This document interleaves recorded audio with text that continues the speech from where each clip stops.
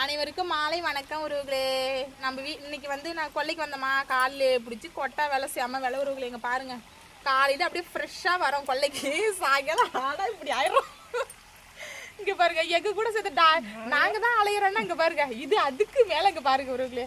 இவங்களுக்கு காஃபி நேரத்துக்கு நேரம், காஃபி நேரத்துக்கு நேரம், டீ நேரத்துக்கு நேரம். இது எதுக்கு நாங்க தான் கஷ்டப்பட்டு வரோம், நீ என்ன பண்ற? எதுக்கு உனக்கு தேவையில்லாத காப்பி? போய் எட்ட போய் உறவுகளே, இது நல்லா காப்பி குடிக்க நிக்குது.